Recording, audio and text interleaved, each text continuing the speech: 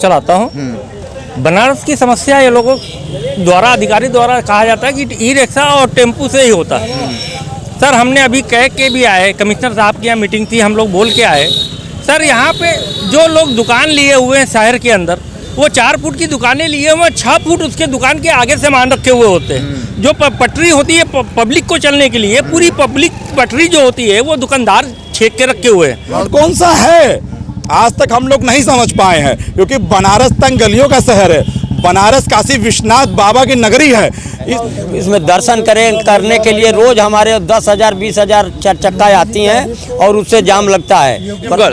तीनों की बसें बनारस शहर से निकल करके और जाती हैं चौका घाट, पूरा जाम की चपेट में रहता है।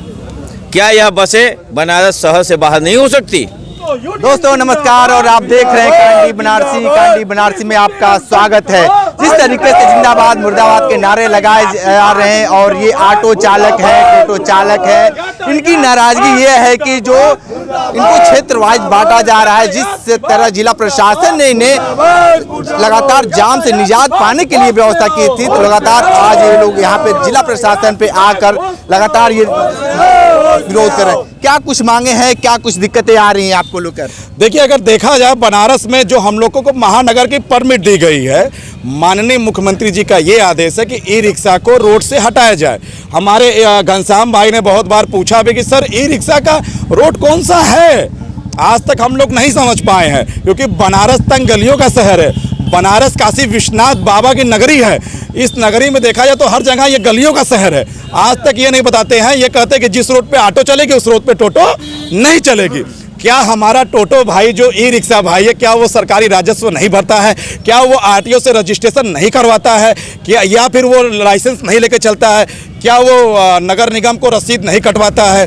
और इसी तरह देखते हुए हम लोगों की ये मांग है कि एक स्टैंड से दूसरे स्टैंड पे हम लोग को ई रिक्शा को चलवाने की अनुमति दी जाए, कि जो रिक्शा चालक, जो ई रिक्शा चालक है, जिसके परिवार है, जो गहना गिरवी रख करके और जो हर तरीके से करवा रहा है, उस जोन को रोका जाए। और जो हमारी संपूर्ण महानगर सिटी परमिट की गाड़ियाँ हैं, 4700 जो परमिट की गाड़ियाँ हैं, उसको सिटी परमिट में चलाया जाए। जो राजा तालाब क्षेत्र की परमिट की गाड़ियाँ, राजा तालाब क्षेत्र में परमिट की गाड़ियाँ चलाया जाए। जो हरौआ क्षेत्र की परमिट गाड़ियाँ, जो हरौआ क्षेत्र में चलाया जाए। जो रामनगर क्षेत्र की गाड़ियाँ, वो रामनगर क्षेत्र में चलाया जाए। जो मुगलसराय क्षेत्र की गाड़ियाँ, वो मुगलसराय क्षेत्र में चलाया जाए। और इससे जो हमारे महानगर जो महानगर की ऑटो की गाड़ियाँ हैं, वो महानगर में चलाया जाए। वो जो सिटी परमिट गाड़ियाँ वो बाहर न जाए। जैसे कि और भी ज़िले में होता है कि वो गाड़ी जाती है, फिर वहाँ से सवारी उतार के दूसरे ऑटो में बैठा देती है जिसको मुगलसराय जाना है, जिससे हमारा यातायात बाधित भी नहीं होगा और हमारे सारे भाई इज्जत से सुचारू रूप से चलेंगे, जिनको रोड पे खड़े होकर चिल्लाने की जरूरत नहीं होगी। ठीक है, ये बताइए कि लगातार जिला प्रशासन ये कहता है कि जाम के झाम में टोटो के द्वारा फंसाया जा रहा है। आपको क्या लगता है कि जाम टोटो से ही होता रहा है? जाम न टोटो और ऑटो रिक्शा से नहीं है। जब से बाबा विश्वनाथ कॉरिडोर बना है, इसमें दर्शन करने के लिए रोज हमारे 10,000 20,000 चार चक्का आती हैं और उससे जाम लगता है। प्रशासन हम लोगों से कई बार जब जैसे देव दीपावली हो चाहे और त्यौहार हो, कहते हैं तो हम लोग अपनी ऑटो और ई रिक्शा को घाट के तरफ नहीं भेजते हैं। जिस तरह से प्रशासन हमको खोजता है उस तरह से हम उनके साथ रहते हैं, लेकिन झूठे हम पर शोषण करने के लिए जोनवार बना रहे हैं। इसलिए हम आज डीएम साहब और कमिश्नर साहब से मिल करके कहें कि हमारा जोन नहीं बनना चाहिए, हमको 3 महीना का समय दीजिए।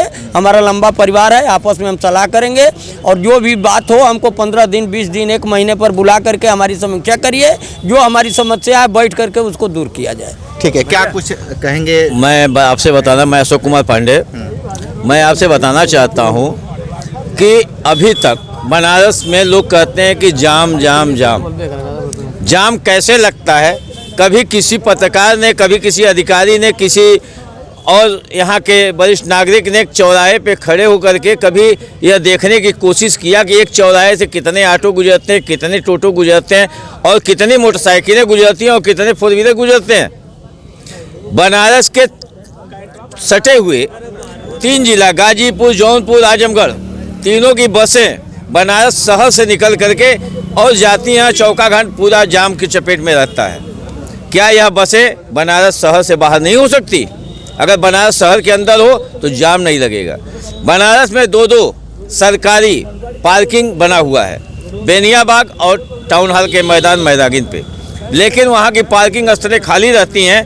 प्रशासन की वजह से सभी गाड़ियाँ गोदौलिया चौराहे, मैदानी चौराहे पे जाके जाम करती हैं। अगर 5 ऑटो रिक्शाएँ जिस रोड से गुजरता है तो वहाँ से कम 80 से 90 मोटरसाइकिलें गुजरती हैं। कम से कम 15 से 20 फोर व्हीलर गुजरते हैं, और जो कि कोई सरकारी के नाम पे जाता है, कोई प्राइवेट के नाम पे जाता है। प्राइवेट गाड़ियों को खड़ा करने के लिए बनारस में सिर्फ 3 पार्किंग है। क्या जितनी गाड़ियां बनारस में आती हैं पर डे 20 से 25 हज़ार, तो इसको निजात कैसे मिल पाएगा जो जाम कर? हाँ, इसको निजात करने के लिए जो बेनिया पे पार्किंग बना है उसको यूज करिए, पूरा उस मैदान पे करिए, तो जो आप पे करिए। जो आप पार्किंग की बात बता रहे हैं वो लगातार वहाँ पे 4 व्हीलर जाते हैं, लेकिन टोटो और ऑटो के लिए लगातार मांग किया जा रहा है कि वहाँ पे उसके ऑटो स्टैंड नहीं है। जी, बनारस में गोदौलिया साइड में ही सबसे ज़्यादा भीड़ आती है, और गोदौलिया को देख करके, क्योंकि पूरे अधिकारी विश्वनाथ मंदिर दर्शन करने के लिए जाते हैं, आम जनता जाती है। लोग कहते हैं कि ऑटो टोटो से जाम लगता है। आप कैलकुलेट करके देख लीजिए, 4700 गाड़ी ऑटो रिक्शा सिर्फ बनारस के लिए है। अगर 4700 ऑटो रिक्शे से बनारस जाम हो सकता है, तो जो 20,000 पर डे गाड़ियां बनारस में 4 व्हीलर आ रही हैं, उससे बनारस जाम होगा कि नहीं होगा? और क्या तीसरी चीज ये जो अभी हम लोग ज्ञापन दिए हैं माननीय जिलाधिकारी महोदय को और पुलिस आयुक्त कमिश्नर को, इन लोगों का आदेश है कि जो सिटी परमिट गाड़ियां और ई रिक्शा हैं, इन लोगों को जोन में बांटा जाए। ठीक है, इस जोन का हम लोग विरोध कर रहे हैं खुलकर। दूसरी चीज, और कल हम लोग की मीटिंग बुलाई गई थी एसपी ट्रैफिक महोदय के यहाँ, जिसमें प्रबल प्रताप सिंह है। वहाँ पर टीआई द्वारा बिहेव किया गया हमारे वरिष्ठ पदाधिकारी के साथ, अजय चौबे जी के साथ। यदि इनके ऊपर कार्रवाई नहीं हुई और जोन को लेकर 3 महीने का समय नहीं दिया गया, तो हम लोग 1 तारीख को अनिश्चितकालीन हड़ताल करेंगे ऑटो रिक्शा ई रिक्शा वाले। क्या कुछ कहेंगे आप? ई रिक्शा को नगर निगम के दायरे में शुरू से ही चलने की अनुमति दी है। उसमें कोई इंजन नहीं लगा, उसमें मोटर कंट्रोल के बल पर चलती है रिक्शा, और नगर निगम के दायरे में नहीं चलेगी तो कहाँ चलेगी? इसको आउट पे फेंकने की कोशिश कर रहे हैं। क्या नगर निगम द्वारा ई रिक्शा ऑटो और ई रिक्शा का स्टैंड जहाँ जा दिया गया है, वहाँ ऑटो भी लगे और ई रिक्शा भी लगे। और 4 व्हीलर से जो जाम लगती, जाम की समस्या केवल ऑटो और ई रिक्शा को दिखाया जाता है, जो कि पैडल रिक्शा मुक्त ई रिक्शा को दिया गया है, लेकिन पैडल रिक्शा भी उसमें चल रही है। हर चौराहे पर ही पैडल रिक्शा चल रही है, तो उसको पहले हटाया जाए। और 4 व्हीलर जो बाहर से 20,000 रोज आती हैं, वो मेन चौराहे पर ही खड़े करती हैं। क्या केवल ऑटो और रिक्शा की निगाह पर सबको रख दिया गया है? 4 व्हीलर को देखिए, 2 व्हीलर को देखिए, पैडल रिक्शा को देखिए। ठीक है, क्या कुछ दिक्कतें आ रही हैं? आप क्या करते हैं? हम ऑटो चलाते हैं। ऑटो चलाते हैं। तो अब जिला प्रशासन जिस तरीके से जो व्यवस्था बना रहे, उससे क्यों क्या कुछ दिक्कतें आ रही हैं आपको? दिक्कत ये हो रहा है क्या, क्या दिक्कतें आ रही हैं आप लोगों को? भैया बहुत दिक्कत आ रही है। क्या दिक्कत नहीं आ रही बताइए? 4 पहिया बहुत आती रहती है, बाइक बहुत है, हुआ है, बहुत गाड़ी घोड़ा हो गया। गाड़ी घोड़ा कोई कमी नहीं है, यही सब चलता है। तो क्या कुछ कहेंगे आप? हाँ सर, मैं ऑटो रिक्शा चलाता हूँ। बनारस की समस्या ये लोगों द्वारा, अधिकारी द्वारा कहा जाता है कि ई रिक्शा और टेम्पू से ही होता है। सर, हमने अभी कह के भी आए, कमिश्नर साहब की यहाँ मीटिंग थी, हम लोग बोल के आए।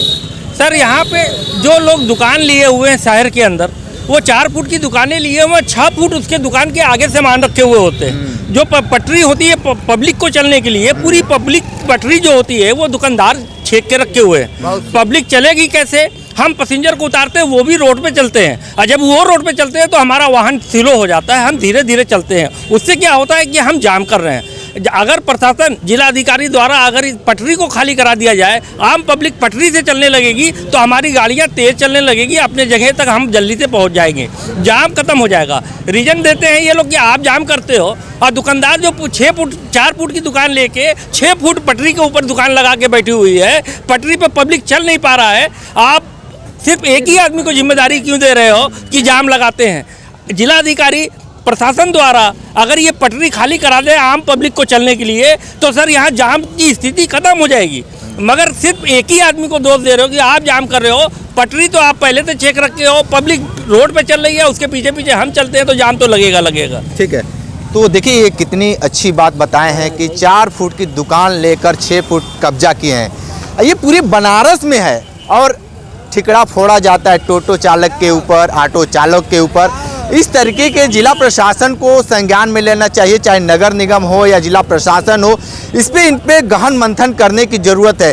हो सकता था कि अगर इस तरीके की व्यवस्था बनी होती तो आज ये टोटो चालक, ऑटो चालक अपना काम छोड़कर जिला मुख्यालय पर आकर विरोध नहीं करते।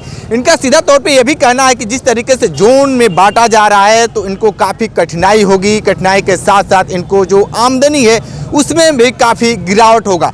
अगर जिला प्रशासन इस तरीके की जो ये लोग बातें कह रहे हैं अगर इस पे संज्ञान लेती तो हो सकता था कि जाम के झाम में ये शहर बिल्कुल नहीं फंसता। जिस तरीके से लगातार वीआईपी जब आते हैं तो इनको भी ये भी कह दिया जाता है कि आपको ऑटो इस वीआईपी मोमेंट में नहीं ले जाना है। लेकिन सब चीज़ कहते हुए भी ये ऑटो चालक और टोटो चालक अपनी कामें बिल्कुल सफाई से करने के बाद भी इनके ऊपर लगातार ठिकरा फोड़ा जा रहा है। अब देखना दिलचस्प ये होगा कि आने वाले वक्त में टोटो चालक को किस क्षेत्र में भेजा जाता है, शहरी क्षेत्र में या इनको उठाकर फेंक दिया जाता है ग्रामीण क्षेत्र में। देखना दिलचस्प होगा। हमारे साथ बने रहिए कांडी बनारसी के साथ। हमें दीजिए इजाज़त। नमस्कार।